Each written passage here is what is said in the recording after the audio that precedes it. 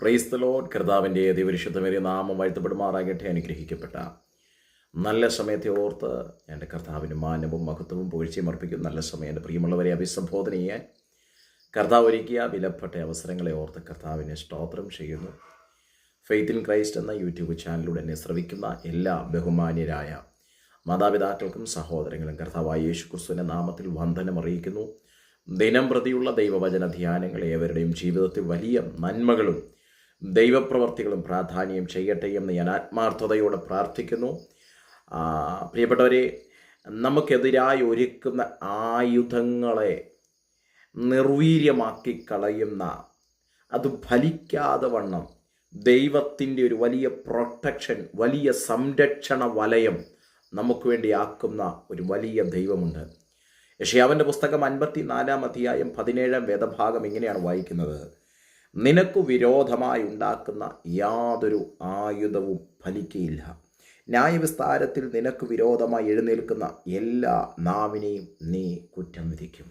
അതിൻ്റെ ആദ്യത്തെ ഭാഗം ഇങ്ങനെയാണ് വായിക്കുന്നത്: നിനക്ക് വിരോധമായി ഉണ്ടാക്കുന്ന യാതൊരായുധവും ഫലിക്കയില്ല. അതെ, ഇന്നത്തെ ഈ വചന ചിന്തയിൽ പരിശുദ്ധാത്മാവ് തിരുവചനത്തിലൂടെ ഓർമ്മിപ്പിക്കുന്നു, നാളിതുവരെ നമുക്കെതിരായി ഒരുക്കിയ ആയുധങ്ങൾ, പൈശാചിക മേഖലകൾ ചിലരെ എഴുന്നേൽപ്പിച്ച് ചിലരെ അവൻ്റെ ഏജൻറ്റുമാരാക്കി നമുക്കെതിരായി വർഷിപ്പിക്കാൻ നമുക്കെതിരായി ഉണ്ടാക്കിയ ആയുധങ്ങളെ സ്തോത്രം നിർവീര്യമാക്കി കളയുന്ന വലിയൊരു ദൈവത്തിൻ്റെ കരം ചലിക്കുന്നുണ്ട്. വിശ്വസിക്കുന്നവർ ചേർന്ന് കർത്താവിന് മഹത്വം കൊടുക്കുക. ചിലതിനെ കാണിച്ചും ചിലതിനെ കേൾപ്പിച്ചും നമ്മളിൽ ഭയമുളവാക്കുവാൻ അവൻ എന്തോ ചെയ്യുമെന്ന്, അവൻ്റെ പദ്ധതികൾ നമ്മുടെ മേൽ നമ്മളെ തകർത്ത് കളയുമെന്ന്, തലമുറകളെ ഇല്ലാതാക്കി കളയുമെന്ന് പലതും കേൾവിയിലൂടെയും കാഴ്ചയിലൂടെയും പലതും ഒരുക്കുമ്പോൾ, ഇന്ന് ഈ സന്ദേശം കേട്ടുകൊണ്ടിരിക്കുമ്പോൾ അവനുണ്ടാക്കുന്ന ആയുധങ്ങളെ നിർവീര്യമാക്കി കളയുന്ന, അവൻ്റെ ആയുധശാലകളെ നിർവീര്യമാക്കി കളയുന്ന ഒരു ദൈവത്തിൻ്റെ കരം നമുക്ക് വേണ്ടി ചലിക്കുവാനിടയായിത്തീരും. വിശുദ്ധ വേദപുസ്തകം പഠിക്കുമ്പോൾ നമുക്ക് ഒട്ടനവധി വേദഭാഗങ്ങളിൽ പഠിക്കാൻ കഴിയും. അതിൽ ഒന്ന് മാത്രമാണ് രാജാക്കന്മാരുടെ പുസ്തകം. 2 രാജാക്കന്മാരുടെ പുസ്തകം 6-ാം അധ്യായം 8 മുതലുള്ള വേദഭാഗം പഠിക്കുമ്പോൾ കാണാൻ കഴിയുന്നത്, അവിടെ അരാമ്യ സൈന്യത്തെയും പ്രവാചകനായ ഏലീശയും കാണുകയാണ്. അരാമ്യ സൈന്യം യുദ്ധത്തിന് അവർ കാര്യാദികൾ ആവിഷ്കരിക്കുമ്പോൾ പ്രാർത്ഥനാ റൂമിൽ പ്രവാചകനായ ഏലീശ അത് മനസ്സിലാക്കുന്നത് ആ വേദഭാഗങ്ങളിൽ നമുക്ക് മനസ്സിലാക്കാൻ കഴിയും. അത് ഇവിടെ ഇങ്ങനെയാണ് വായിക്കുന്നത്.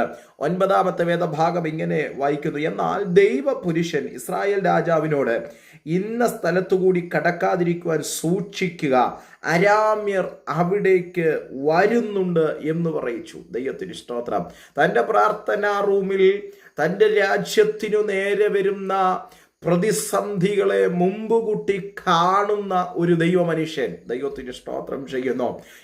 ഈ ഒരു കാലഘട്ടത്തിൽ എൻ്റെ പ്രിയമുള്ളവരെ നോക്കി ഞാൻ ആത്മാർത്ഥതയോടെ കൈമാറാൻ ആഗ്രഹിക്കുന്നു. നാം നമ്മുടെ പ്രാർത്ഥനാ റൂമിനകത്ത് പിശാച് നമ്മളെ തകർക്കുവാൻ പ്ലാനുകൾ, അജണ്ടകൾ ഒരുക്കുമ്പോൾ, അത് പ്രാർത്ഥനാ റൂമിൽ തിരിച്ചറിഞ്ഞ് ദൈവവുമായിട്ടുള്ളൊരു അഭേദ്യ ബന്ധത്തിൽ തുടരാൻ കഴിയുമെങ്കിൽ, അവൻ പദ്ധതികൾ ഒരുക്കുമ്പോൾ ആ പദ്ധതികളെ നിർവീര്യമാക്കി കളയുന്ന വലിയ ദൈവപ്രവൃത്തി ചലിക്കുവാനിടയായിത്തീരും. അതാണ് ഇവിടെ കാണുവാൻ കഴിയുന്നത്. സ്തോത്രം. 11-ാമത്തെ വാക്യത്തിൽ ഇങ്ങനെ വായിക്കുന്നു: ഇതു ഹേതുവായി അരാം രാജാവിൻ്റെ മനസ്സ് ഏറ്റവും കലങ്ങി. ദൈവത്തിന് സ്തോത്രം ചെയ്യുന്നു. അരാം രാജാവിൻ്റെ ഹൃദയം ഏറ്റവും കലങ്ങുകയാണ്. എന്താ കാരണം? എന്താണ്?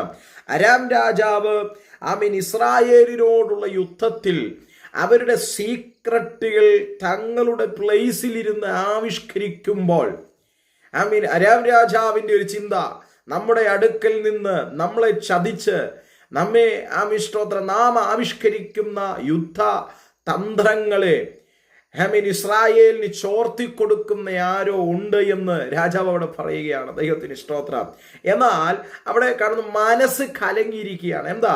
അവർ ആവിഷ്കരിക്കുന്ന പദ്ധതികളെ, ഇസ്രായേലിനോട് യുദ്ധം ചെയ്യാതെ വണ്ണം സ്തോത്രം അവൻ ഒരുക്കുന്ന ആയുധങ്ങളെ ഇസ്രായേലിന് നേരെ വരാതെ വണ്ണം, ആ ആയുധങ്ങൾ ഫലിക്കാതെ വണ്ണം പ്രാർത്ഥനാ റൂമിൽ തിരിച്ചറിയുന്നൊരു ദൈവ മനുഷ്യൻ ആ രാജ്യത്തുണ്ട്. കർത്താവിന് സ്തോത്രം.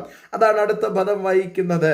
അവൻ്റെ ഭൃത്യന്മാരെ വിളിച്ച് കാര്യങ്ങൾ ചോദിച്ചിട്ട് അടുത്ത പദം പറയുന്നു, അവൻ്റെ ഭൃത്യന്മാരുടെ യജമാനനായ രാജാവേ, കാര്യം അങ്ങനെയല്ല. നീ ശയനഗരത്തിൽ സംസാരിക്കുന്ന വാക്കുകൾ ഇസ്രായേലിലെ പ്രവാചകനായ ഏലീശ ഇസ്രായേൽ രാജാവിനെ അറിയിക്കുന്നു. ദൈവത്തിന് സ്തോത്രം.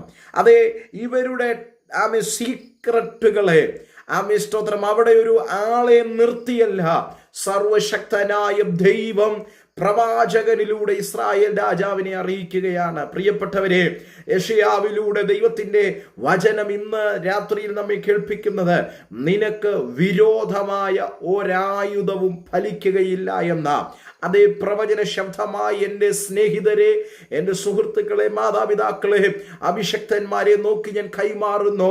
നാളിതുവരെ അവൻ വർഷിപ്പിച്ച, നാളിതുവരെ അവൻ ഒരുക്കിയ അവൻ്റെ ആയുധങ്ങൾ നിർവീര്യമായി പോകുന്നൊരു പ്രാർത്ഥനാ മേഖല, ഒരു പ്രാർത്ഥന റൂമ് നമുക്ക് വേണ്ടി വെളിപ്പെടുവാനിടയായി തീരണം.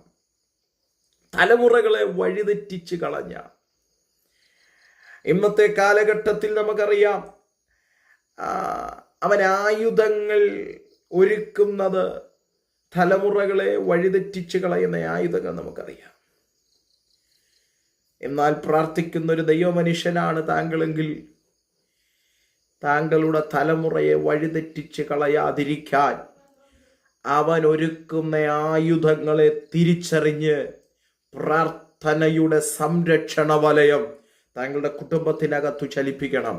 ചില തലമുറകൾ എത്ര ഉപദേശിച്ചിട്ടും, എത്ര ശാസിച്ചിട്ടും, എത്ര സ്നേഹിച്ചിട്ടും വഴിതെറ്റിപ്പോകുന്നത് പോലെ, അവരെ മാതാപിതാക്കളുടെ പിടിയിൽ കിട്ടാത്തതുപോലെ തകർന്നു പോകുന്നൊരു കാലഘട്ടത്തിലേക്ക് വന്നെത്തിയിരിക്കുകയാണ്. അവൻ ആയുധങ്ങൾ ഒരുക്കുന്നത് നയതന്ത്രത്തിലൂടെ. സ്തോത്രം. അവൻ ആയുധങ്ങൾ വർഷിപ്പിക്കുമ്പോൾ ഇന്ന് രാത്രി പരിശുദ്ധാത്മ ബുദ്ധി ഉപദേശിക്കുന്നു, പ്രാർത്ഥനാ റൂമിലേക്ക് ഓടിക്കയറുക, പ്രാർത്ഥിക്കാൻ മുഴങ്കാലുകൾ മടക്കുക, ദൈവസന്നിധിയിൽ അപേക്ഷിക്കാൻ തുടങ്ങുക. എലീശ പ്രവാചകന്റെ പ്രാർത്ഥനാ റൂമിൽ അതേ അരാം രാജാവും സൈന്യങ്ങളും ഒരുക്കുന്ന പദ്ധതികൾ ഇസ്രായേൽ രാജാവിനോട് പറഞ്ഞു കൊടുക്കത്തക്ക നിലയിൽ ദൈവത്തിൻ്റെ ഇടപെടലുകൾ ഉണ്ടായിട്ടുണ്ടെങ്കിൽ, അതേ ഇന്ന് രാത്രി ഈ സന്ദേശം കൈമാറിക്കൊണ്ടിരിക്കുമ്പോൾ ചില കുടുംബങ്ങളെ നോക്കി, ചില വ്യക്തികളെ നോക്കി പരിശുദ്ധാത്മ ബുദ്ധി ഉപദേശിക്കുന്നത്, പ്രാർത്ഥനാ റൂമിൽ തിരിച്ചറിയുന്ന ശത്രു ഒരുക്കുന്ന പ്ലാനുകളെ, ഹിഡൻ അജണ്ടകളെ തിരിച്ചറിഞ്ഞ് പ്രാർത്ഥനാ റൂമിൽ ഒരു സംരക്ഷണ വലയം ഒരുക്കുവാൻ പരിശുദ്ധാത്മാവ് ബുദ്ധി ഉപദേശിക്കുകയാണ്. നമുക്കെതിരെ ചിലരെ എഴുന്നേൽപ്പിക്കുമ്പോൾ, നമുക്കെതിരെ ചിലരെ നമ്മെ തകർത്ത് കളയാൻ അവൻ്റെ വക്താക്കളായി എഴുന്നേൽപ്പിക്കുമ്പോൾ, പ്രാർത്ഥനാ റൂമിൽ ചില എലീശമാർ എഴുന്നേൽക്കട്ടെ. പ്രാർത്ഥനാ റൂമിൽ നിന്ന് ചില എലീശമാർ ദൈവശബ്ദം കേൾക്കുന്ന, പ്രവചന ശബ്ദം കേൾക്കുന്ന, സ്തോത്ര രാജാക്കന്മാരോട് പോലും ബുദ്ധി ഉപദേശിക്കത്തക്ക നിലയിലുള്ള ചില എലീശമാർ എഴുന്നേൽക്കാൻ പരിശുദ്ധാത്മാവ് ഈ രാത്രി വചനത്തിലൂടെ ഇടപെടുകയാണ്. അത് എന്നെ കേട്ടുകൊണ്ടിരിക്കുന്ന തലമുറയോട്, മാതാപിതാക്കളോട്, സഹോദരങ്ങളോട്, കുടുംബങ്ങളോട്, ദൈവസഭയോട് പരിശുദ്ധാത്മ പറയുന്നു, താങ്കൾക്ക് വിരോധമായി ഒരുക്കുന്ന ആയുധങ്ങൾ നിഷ്ഫലമാകും, നിർവീര്യമാകും. വളരെ പ്രാർത്ഥനയോടെ, ദൈവാശ്രയ ബോധ്യത്തോടെ കർത്തൃ സന്നിധിയിൽ മുൻപോട്ട് പോകാം. കർത്താവ് വചനങ്ങളാൽ നമ്മെ അവരെയും അനുഗ്രഹിക്കട്ടെ. God bless you. Thank you.